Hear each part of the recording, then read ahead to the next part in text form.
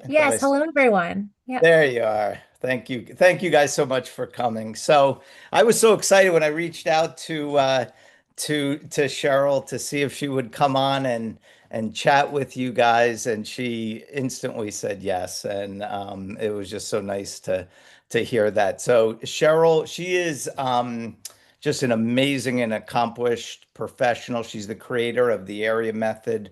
It is a powerful decision-making system used by companies, by individuals, nonprofits. She founded this company called Decisive, which is like leadership training, professional development.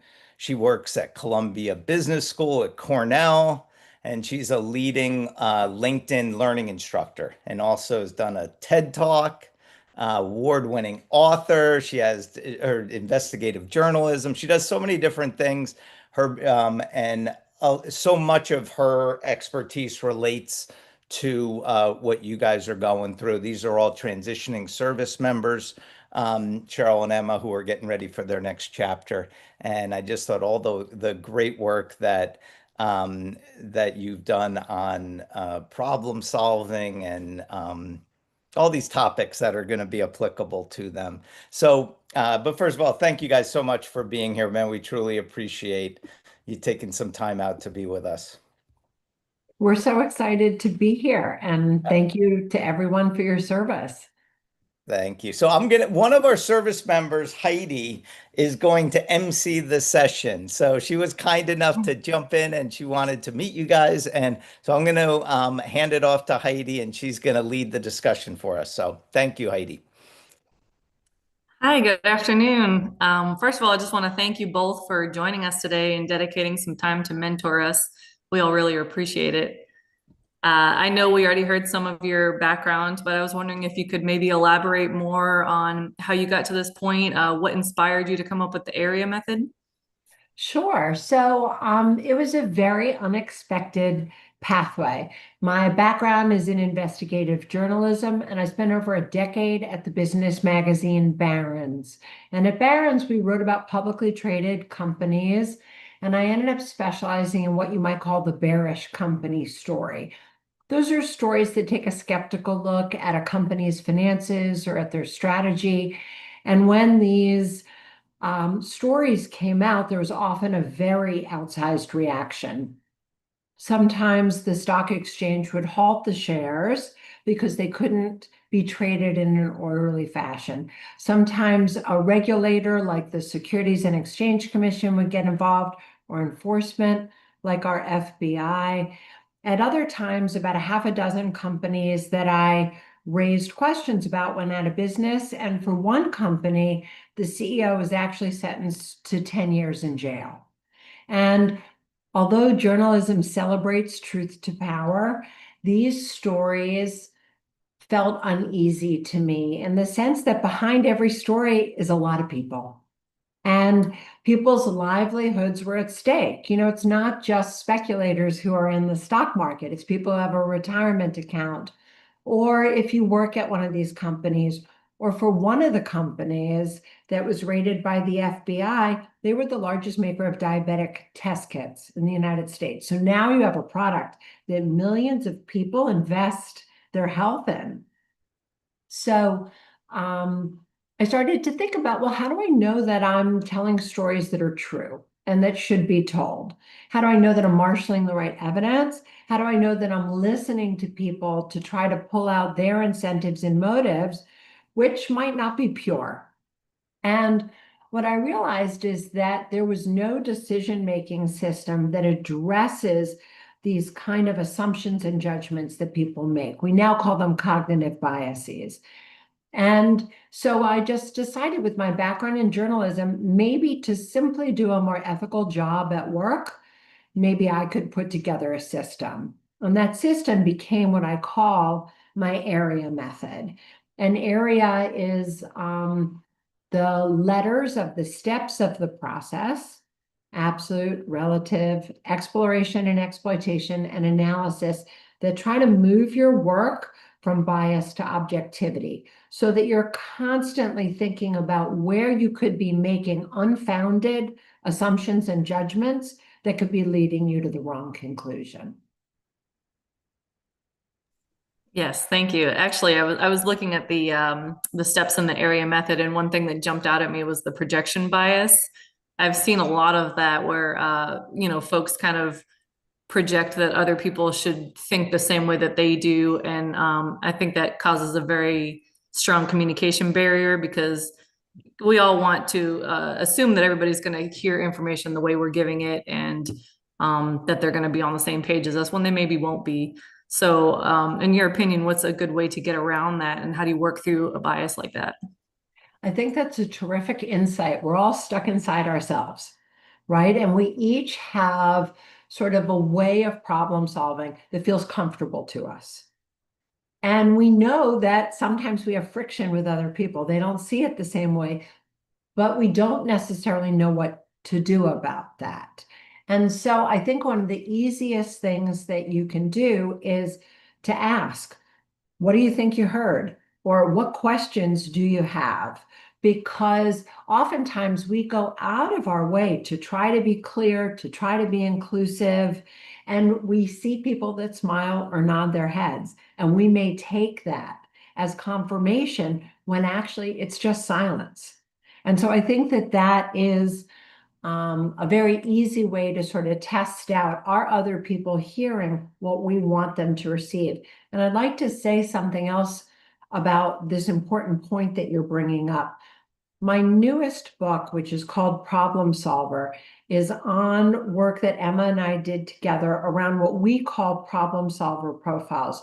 What we realized as area came out into the world and all sorts of people used it, that people used it as they were, not as it is. And what that meant was that, just as I was saying before, there were certain parts of the process that were easier for them than others. And so they tended to dive more deeply into those parts that were intuitive and ascribe greater value to those. Now, all of you know that when you do something and it seems a little difficult, that's because that's where the growth is. And so we started to think about, how can we help people be more even and more dynamic in their decision making? And what we realized are that there are sort of 5 dominant profiles, 5 dominant ways that people make decisions. And they each have beautiful strengths, and they each come with some of these cognitive biases. So for example, I'm a detective in this world of problem solver profiles. And for a detective, we are people who really like to gather data. And we assume that other people value data the way that we do. So we project that onto them. So projection bias actually is a big hurdle for people who solve problems that way. So I'll just quickly tell you about the other 4, and I hope everybody who's on the Zoom is sort of listening what sounds like you. So the 5 profiles are the adventurer, detective, listener, thinker, and visionary. So our adventurer, Emma, actually, do you want to come share about the adventurer? Because you're our adventurer. Sure, yeah. Our adventurers are our fast-paced decision makers, right? They are motivated by movement. They know that every decision and the consequence is just another decision ahead. So they weigh decisions quickly and they really trust their gut. So they tend to be the people who you ask them a question, they have an answer right away, and they don't really want to spend a ton of time weighing pros and cons, right? They feel confident that they'll be able to make a decision for themselves. And if that one's not right, they'll make another one.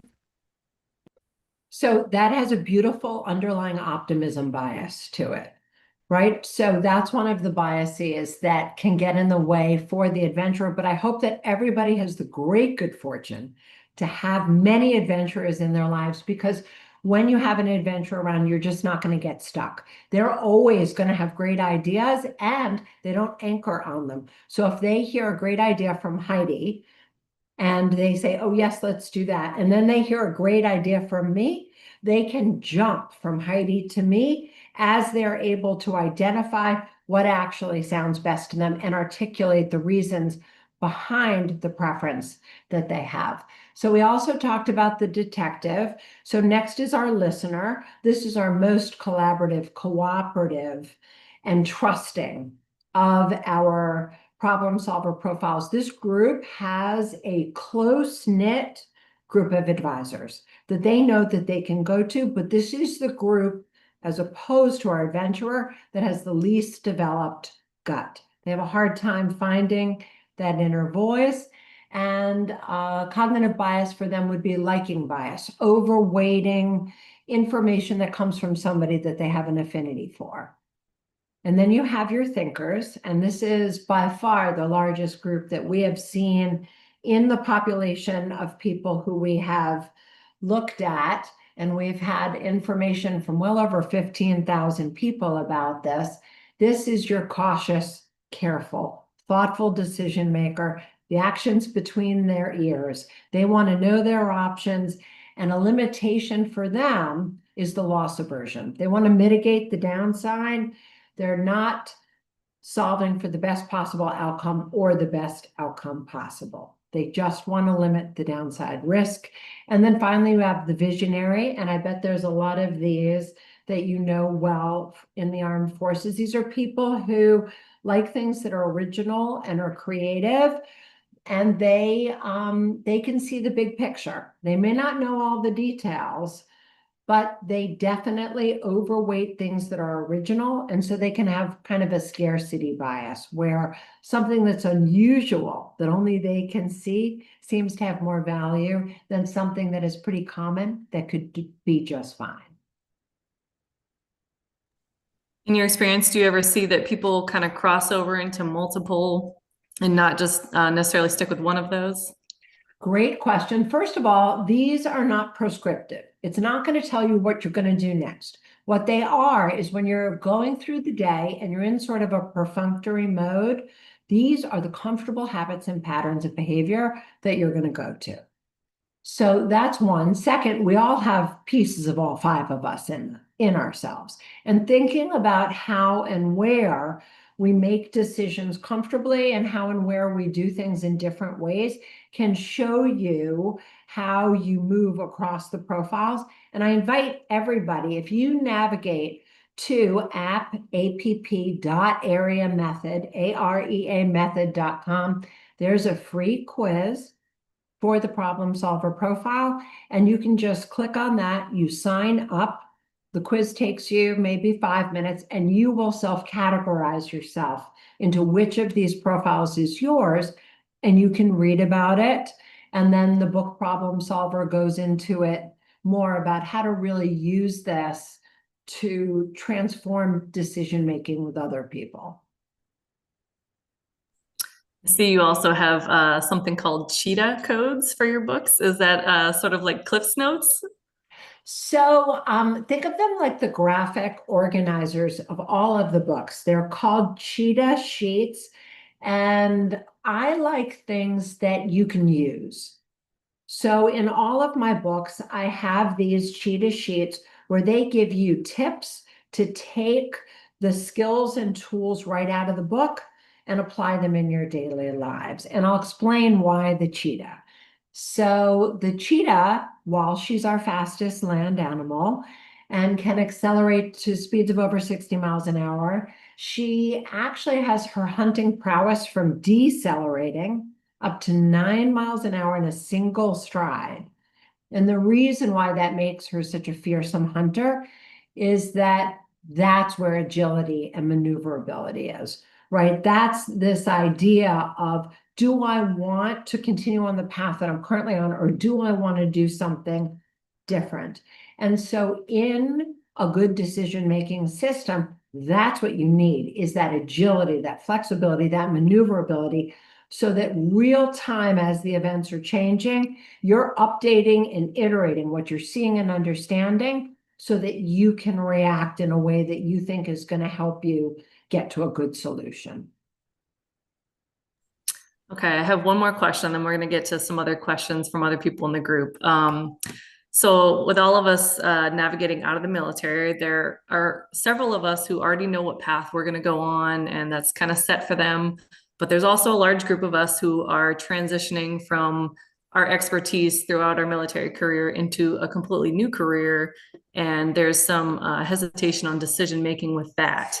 So I, for example, am transitioning from 20 years in IT into human resources, which I don't necessarily have no experience in, but I feel like what's the phrase? Somebody help me out here. It's imposter syndrome. Yes, thank you. Imposter syndrome, trying to fill out my resume and kind of pick a path for me. So what's your advice for those of us who are struggling with this decision as we get out, going into a new career and having hesitation with which way to go? It's a great question. First of all of you are excellent learners, right? Every 2 years or so, you're being asked to take on a new job. So you know how to get ready for something new. And so one thing you can do is certainly like think back into the different times that you've made these transitions as you've been in the service to think about, what was it like getting up the learning curve and what did I do to show that I could learn something new? So first I would look inside, and second, I would also say there's something in the area method that I call critical concepts. They're the 1, 2, or 3 things that matter to you most in solving the problem. Sometimes we can identify, I know what that is. I want something that leans into my strengths, or I want something that's going to give me an entrepreneurial opportunity, or I want something that's going to give me a lot of hierarchy so I can clearly see the path forward, whatever that is.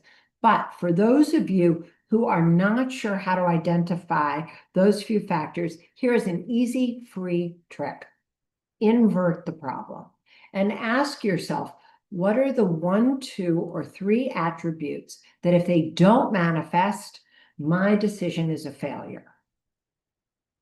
Same question, 2 different directions. And either way, you'll be able to more easily get at what do I have to have in the new job that is really going to succeed for me? And then I think what you can do is then speak to those skills as you are either writing it up in your resume, as you are interviewing people and asking them about, okay, what does the job actually look like, so that you can think about how it matches up, and hopefully those tips are helpful. Yeah, that makes a lot of sense. Thank you. And thanks, team, for your patience. Let's get to David's question. Hey, how's it going? Good afternoon. For most of us, I guess, on the East Coast. Thanks for coming. This is kind of one of the biggest decisions we have to take in our lives, I think, for most people in the military. And I really appreciate you guys giving us some tips. But Mike, one of my things is how do you stop from I feel like there's too much information out there, right? And it's so fast. You can get it so fast, and you could look up something on Google or AI, and it's gonna pop up 100 different things. How do you filter through that, right? And then on the other side of it too is we in the military they call it paralysis by analysis, where you're like, hey, you're thinking about this way too much. You might want to just dumb it down just real quick. I say dumb because I'm dumb, but dumb it down for what I do. But yeah, can you give us some insight into those things, right? Yeah, I think it's a great question. More information often is just more information. And you get to a point where you get diminished returns. So this idea of what I was talking about before about the critical concepts, what are those few things that you need to deeply and creatively investigate to get to whatever your vision of success is, right? You don't need to know it all. You just need to know enough to satisfy those few things. And the other thing that I would say is that once you get back into civilian life, many, many decisions are reversible. And that is something that if you go on a path and you say, gee, I don't like Seattle, or you go down a path and you say, I don't really care for the particular job that I'm in, there are a lot of different ways that you can move, whether it's looking for other roles in the same company, or it's looking for a transfer to a different city.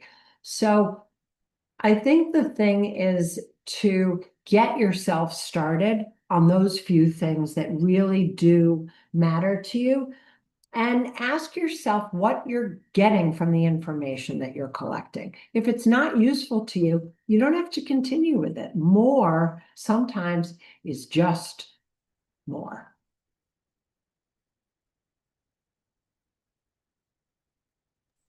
Thanks for the question. Oh, I think you're still muted, David. Sorry, I like the way you said, the decision is it's okay to make a decision, and you can always back out of that. It's not the end of the world. I think what we gotta, I guess, snap our minds out of in the military, it's always like, what is the right decision? There can't be a wrong one, because if we do a wrong one, we're wasting our time, resources, and then in some cases, not in most, but in some cases, someone could get hurt or killed, right? That's what we avoid the most. But when it comes to like our career, I guess in a sense, is like you picking a path Right. is better than picking no path, right? Or just lost in space of just going, I don't know if that's right for me because I'm off by $10,000 on salary. Or I don't know if it's right for me because it's not in the state I want to be in, right? So like, I really like the way you put that, where it's like, information is just information. Make a decision will make you feel more comfortable whether it was the right one or not. And you can always back out, right? There's always other options. It's not life and death. Yeah, I would also say, one of the things that Emma and I always try to remind people is there is no one right decision. There is a right decision for you. And that right decision for you can also have a bit of a balance sheet effect. We all know that we may take a job in human resources, for example, and at that particular moment, it may be perfect for us. But on another day, when our life looks a little bit different, it all of a sudden isn't as comfortable a fit. And the good news is that you all know well that changes are only constant. We need to keep changing. The situation and the circumstances change, and we are dynamic human beings who can have lots of good futures. No. Awesome. Thank you for that. I appreciate that. Thank you. Brenton, I believe you're next. Awesome. Hey, Cheryl. Hey, Emma. Thank you guys Hi. for coming on. Intriguing concept. I don't know if you've ever heard of the four lenses. I'm sure you have. It's basically like a personality trait that connects you with like different colors. I'm definitely an orange, which means like I'm pretty crazy. Pretty much what that means. But I was curious if your concepts, I just took the personality test. I'm a visionary, so I'm like the GOAT, the LeBron James apparently of decision making. So, but I'm curious if you guys have in your theories, if you have ways to get around, like, let's say if I know that Emma is, let's say, a thinker, how do I, if I know she's a thinker and I'm a visionary, how do I make sure that I include her into my decision making? Emma, you want to take this? Sure. So what I would say is there's strengths and weaknesses within each of these archetypes, right? And you are so lucky to be a visionary, but so is the thinker to be a thinker, right? Each of us are bringing our individual strengths. And what you'll notice is there's usually a tension between the two and a way that they really complement each other. So a visionary and a thinker together, it's really can be a beautiful combination because the thinker is going to be in the details and the visionary is going to help pull up to the big picture. And so you two actually have all of your bases covered, right? Where that tension happens is that the visionary is going to be pie in the sky, like what's possible, what's creative, how can I move forward? And the thinker is going to be like, oh, hang on, wait, you forgot about these 6 things that we have to tie up before we move. And so it's actually about rooting yourself in your perspective and their perspective and trying to see where you can balance each other out, right? If you learn the profiles well, if you spend some time learning about them, what you can do is start to see where people's tendencies come up. And then you can really help to sit in the perspective. If I'm a visionary thinking about working with my thinker, what sort of details do I want them to bring to me? Right? What are the things that I maybe am not considering that they can help bring up from all the muck to help me focus on? And for the thinker, how can I root that thinker in the purpose of what we're doing to help them be able to move forward a little bit more? Cheryl, I'd pass that back to you for anything I missed.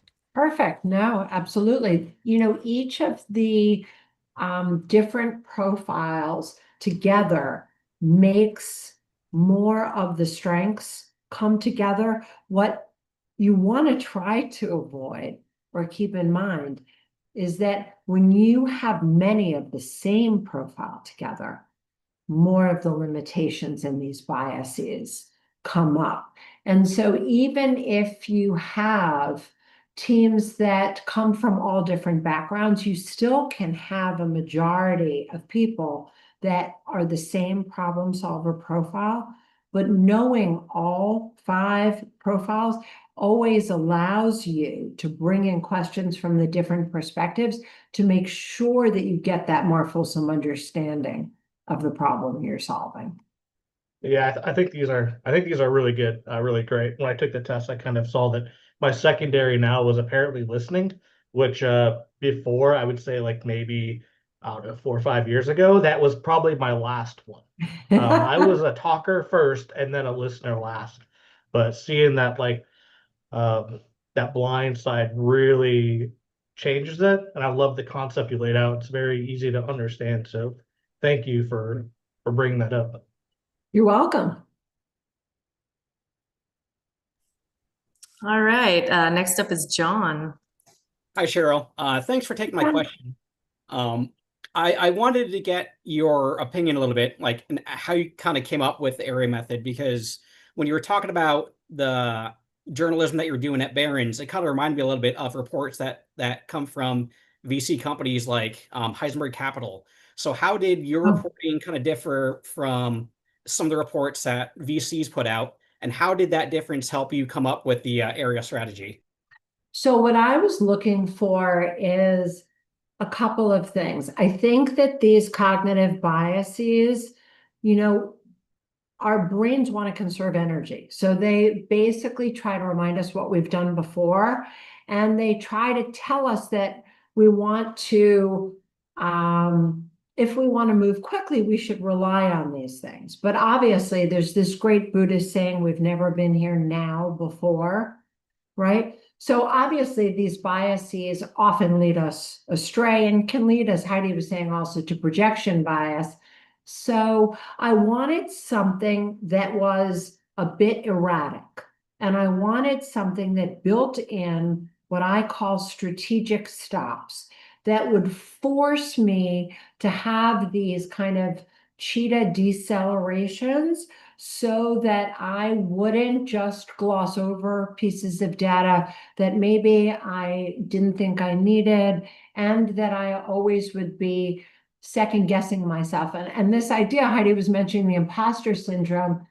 I actually think that this is so useful because it keeps us humble and it helps remind us that we want to be always in a learning mode, and we want to be sort of coming with as much awareness as we can. So the way that area is set up is meant to be bumpy. And for something like, these groups that do the short research, like Heisenberg or Off Wall Street, is another one of them. I don't know how they do their process. And I don't know how much they are looking at the number of shares that are sold short so that they know that if they write something, maybe they can cause a short squeeze, maybe they can move things quickly. That then, is very helpful in terms of being able to quickly bring attention to a moving stock price that also causes a research report to get a lot of research. I can't speak at all to the quality of the work or to the due diligence that they do. That's a fantastic answer, and I appreciate that. I think your slow, deliberate analyzation method, I think, is honestly a great antidote to some of the reports that they put out, because it seems like they try to want to do something very, very fast, while your method is saying, all right, cool, I get that, but I actually want to check into some of these details. I think this is an amazing method just for general report analysis. Thank you. I want to mention to you 2 things about what you just said. First, I have, if for anybody who is interested in investing, my second book has got a terrible title that is all of my fault, called Investing in Financial Research. You gave me a thumbs up, I think. What? Oh, I just You say thumbs up? Thank you. It's called Investing in Financial Research, and it applies area to investment and financial decisions. And I wrote this book in part for all my students at Columbia Business School, who I was teaching investing to. But the second thing that you mentioned about slowing down, I do want to say that area is meant to be used in two different ways. When you want to go slowly, because there's a very high stakes decision, area is going to take you through a step-by-step process that shows you what quality due diligence in research looks like. When you want to move quickly or you have a smaller decision, you can use the steps of area as an operating or a thinking system.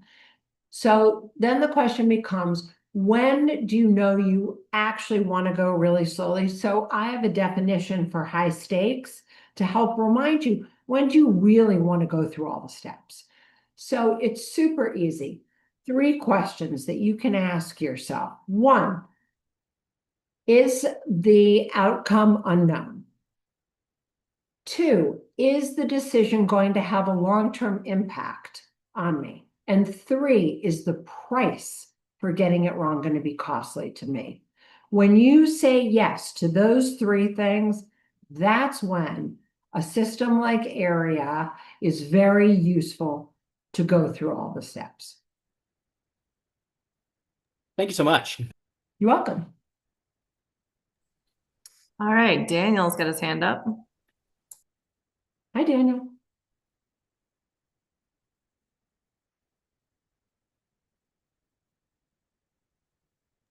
Yeah, Daniel, you're on mute. Okay, am I unmuted? Okay, I'm always muting myself. I don't know why I'm doing that. But hey, I'm a huge TED Talk person, and I saw that you gave a talk on the inner voice, and really it's kind of aligning with what we're talking about today, the limitations, the imposer, and I think all of that kind of fits in there. So more of a kind of like a personal question. And for some of us transitioning, it's really easy to get into our head. I actually just kind of wrote a post about that on LinkedIn.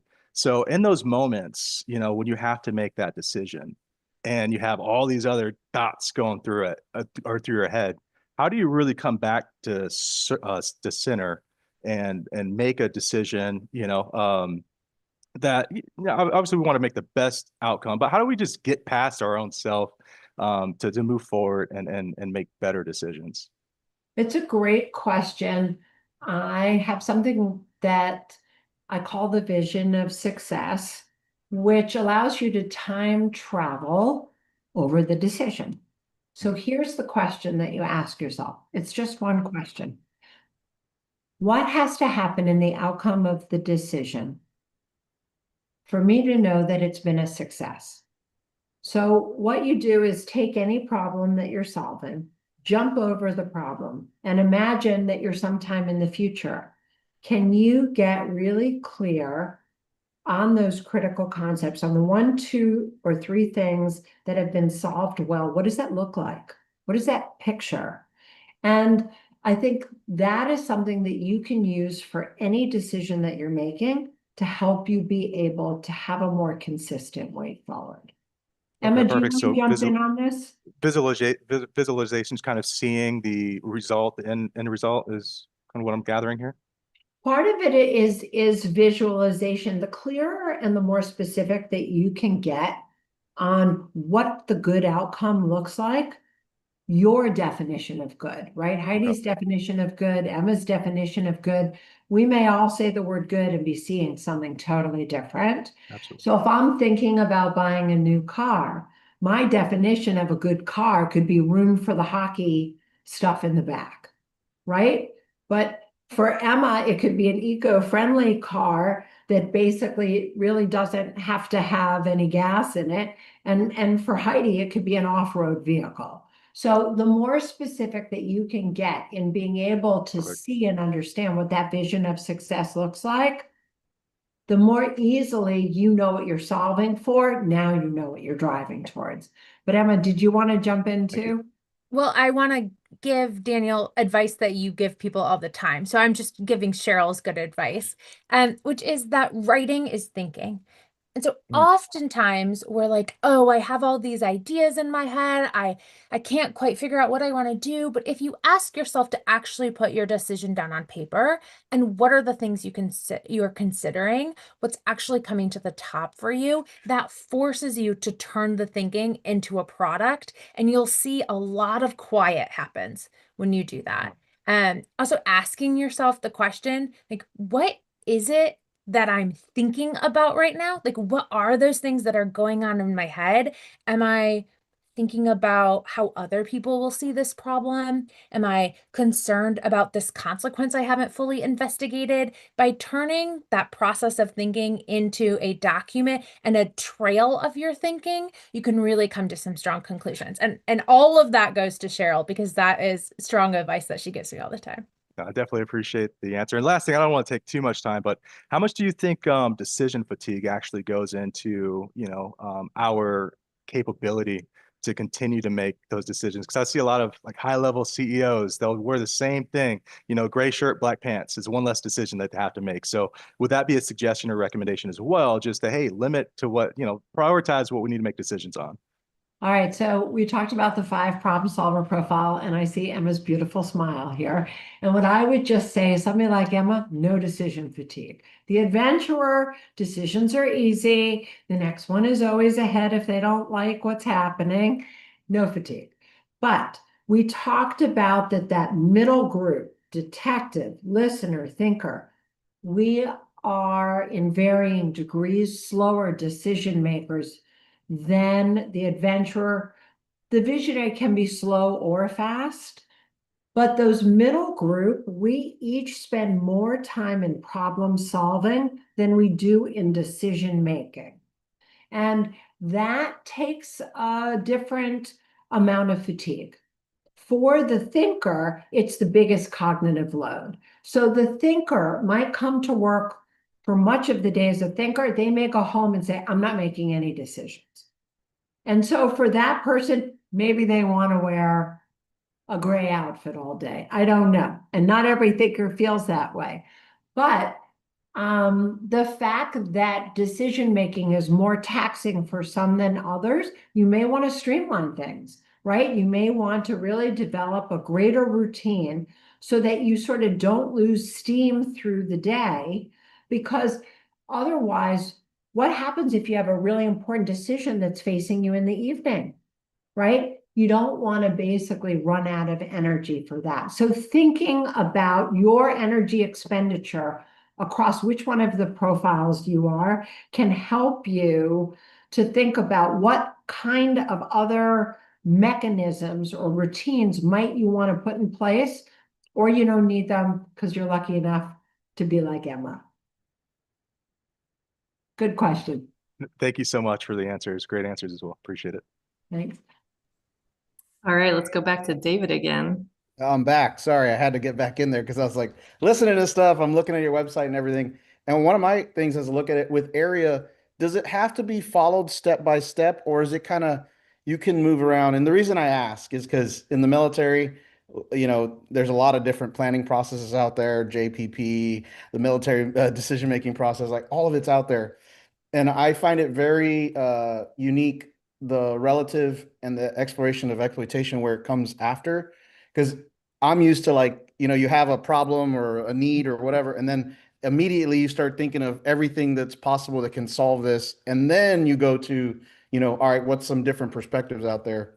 But I like it where like the way you have it is like, find the relative perspectives out there, see what's out there that kind of maybe fits or is just outside of what you're thinking, and then explore the alternatives, or then in your assumptions and judgment. I kind of tuck it to politics is the best way I could look at it. I wish everybody kind of just like looked at it from that standpoint. But my original question is like, can it be moved around, or is it pretty strict on? So it is meant to be unusual and a little bumpy, which is going to make it less possible that you're making big assumptions about what you're seeing and experiencing. And there's a reason for that. most problem solving and what we've experienced, especially in school in the lower grades, is that we start in what area calls relative information, which is sort of contextual or environmental data, where we are putting information in context. What I would say is tricky about that is secondary and tertiary sources of information. So you have somebody who's telling you, like US News and World Report, what the best colleges are, for example. And the truth of the matter is maybe if you looked at the criteria that US News and World Report is using to come up with best schools, it could be the endowment size, or it could be things that have nothing to do with the quality of the education. You wouldn't see the problem that way. So area says, you know what? We're all good thinkers. And so let's build our internal compass by beginning with primary source information up close from the target of our decision. So if you're Heidi and you want to come out of IT and you want to go into human resources, and you start off by just saying, what is human resources? How does it define itself as a field? What are those opportunities in it? What does the career path look like? Then by the time she's going into relative to look at, okay, where are there human resources opportunities in my area for somebody who's a transition person or somebody who is coming in at a more entry level, she now has a perspective that she understands how the field describes itself. Oh, well, this job only has human resources defined in this small way, or this part of human resources, there's a job available here. It looks great, but this is not the part of human resources that is growing. So by starting in absolute with primary source information, by the time you get to relative, you have that internal compass built up in such a way that you begin to see discord between the information, and that's where you know that there's area for deeper investigation. By the time you're getting off document-based sources and you're in exploration and you're talking to people, all of you on this call know there's a huge difference between the map and the terrain, right? So something could say that it's 10 miles away, but it takes you 30 minutes to get there. You're not going to make that mistake. So area is asking you to follow the steps in the order to be able to set up that discord between pieces of information, help you develop your own internal compass, and make sure that once you've come through the system, you have relied on sound evidence to solve the problem that you actually are looking to succeed in. Man, that was well put. I love the way you threw out the terrain thing out there because that's like dumbing it down for me, the fifth grader. And I teach navigation. So like I was like, I used to tell people all the time, is like, oh, it's 2 clicks away and it should take us this amount of time based on how we're taught. As a crow flies, it seems as simple, but it's not going to be as simple as we do our terrain eval. But thank you very much. I appreciate it. You're welcome. Yeah, that analogy made me think of GPS when you put something in and it says 3 miles and then you start driving and it's 15. Right. Yeah, joke's on us. David Mohammed has a question. Oh, hi, David and Doggy.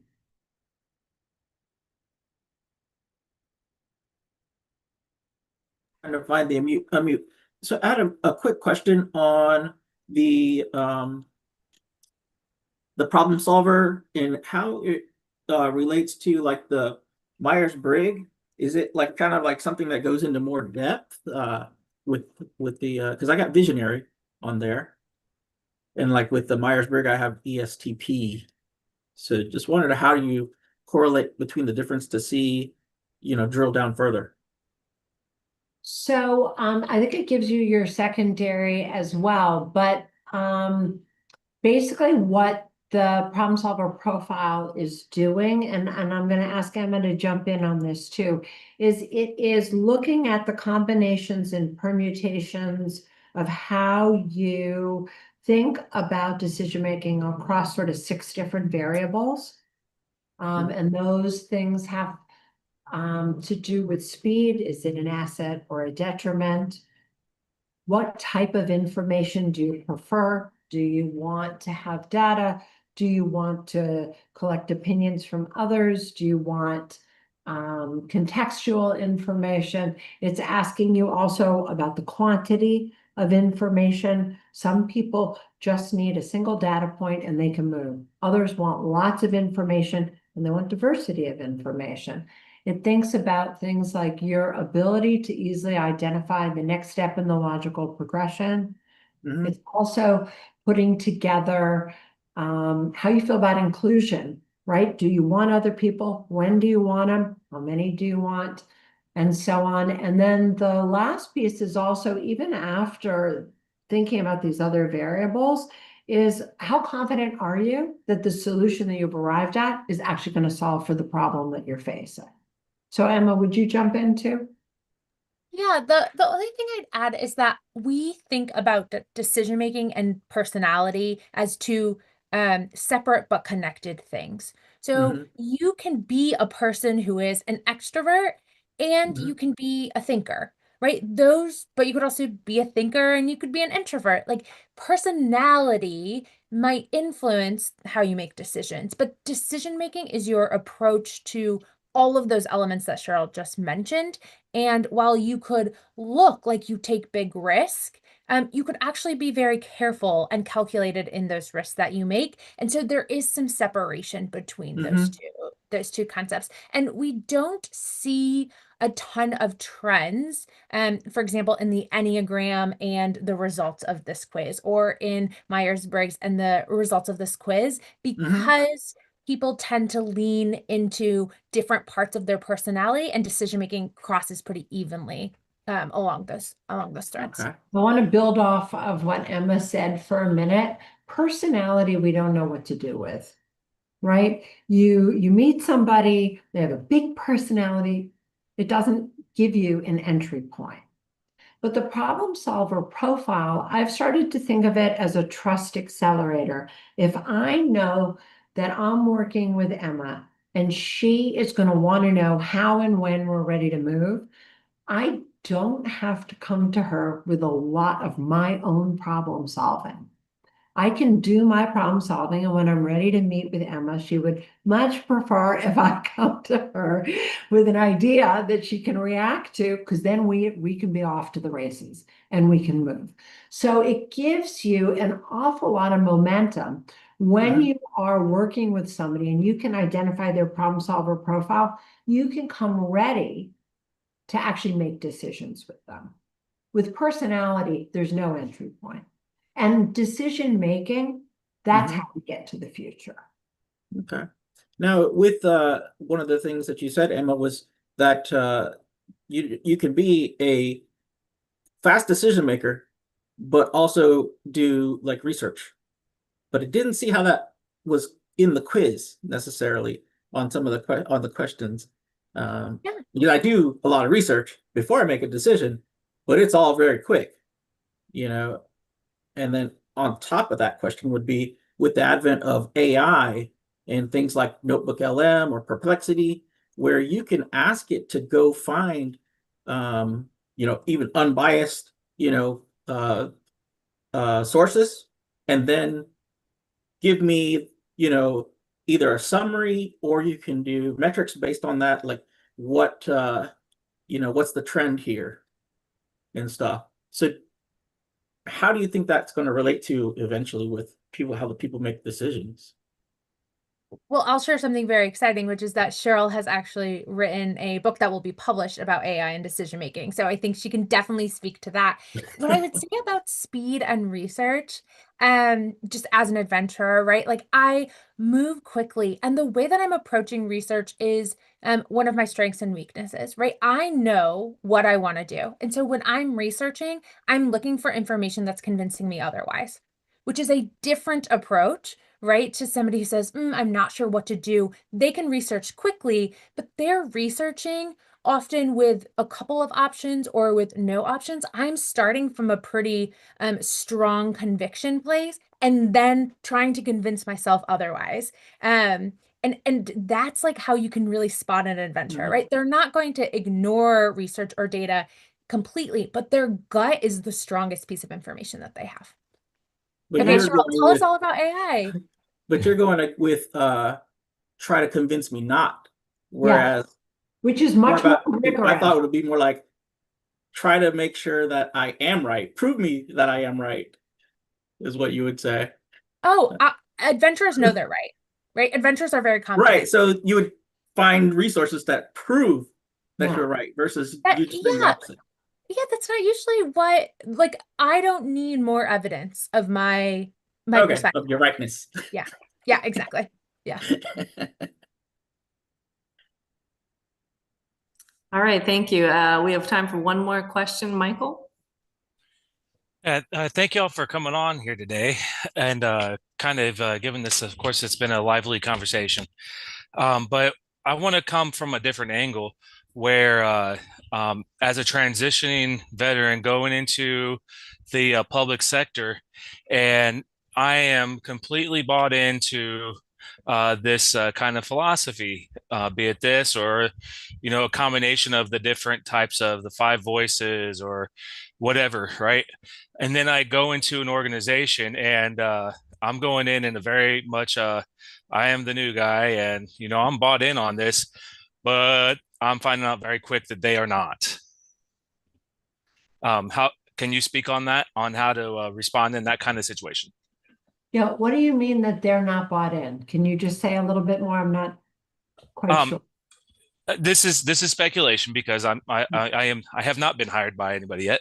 But say when I show up, Right.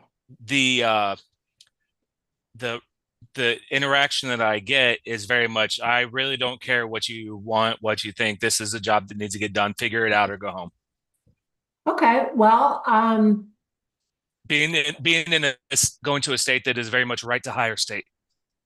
okay. So most of us have been in experience where it's this way or the highway at some point, right? We may have grown up in a household like that or operated, under a management system that is like that. And I guess it's up to each person to decide when is the right time to come with all your ideas and when's the right time that you feel like, you know what, I may not love this approach, but I could really learn something here that could be useful to me. So I think that there's no one right way. There's going to be a right way for each person individually to decide the environment that they want to be in. I know for my kids, when they got out into the workforce, they came into very different types of industries and jobs. And one of my kids who I would say is really, somebody who is beats to his own drum, ended up in a very hierarchical environment. And he just decided, you know what? He's the new kid. He's got a lot to learn. And it's turned out to be very interesting. It won't be his forever job. But I think that there's a lot in figuring out how to do it somebody else's way and seeing what you can learn and why that way is the way that has been working in that organization. Thank you. Thank you. All right, we are coming up on the end of our time. Is there any final thoughts that you guys would like to leave us with? Yeah, I would just like to say, you guys are all problem solvers. You actually know what that means. And I know that sometimes it's hard to sort of speak from the experience that you have.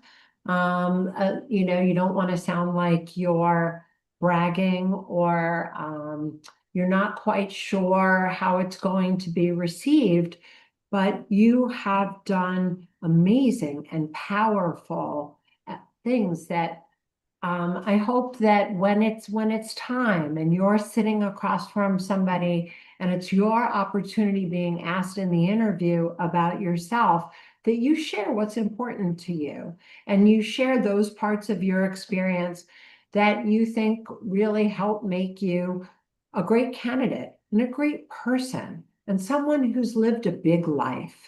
So I just feel, thank you so much for letting us share just a little bit And please feel free to reach out. I'm Cheryl at Area Method and Emma at areamethod.com. And we wish you only success in the future. Thank you again so much. I think I can speak for us all and say this is very valuable and insightful. It was a great session. So your time is important to us, and we really appreciate you guys being here. Yeah, that was amazing. Cheryl, you are amazing. Emma, I am so impressed with you. So impressed. That was just an amazing discussion. I thank you guys. I know it's not easy to get you guys to your schedules are slam packed, and it was a real treat for us to have you. So thank you for making time. And Heidi, great job emceeing. I love it. All right, guys, take care. Thank Bye-bye. you so much. Bye. All right, we're going to have the wins of the week in 10 minutes or 6 minutes. We'll start. So go grab some water, stretch out. If anyone wants to go for a walk, I think I'm going to go for a walk and do it from my phone. Go take a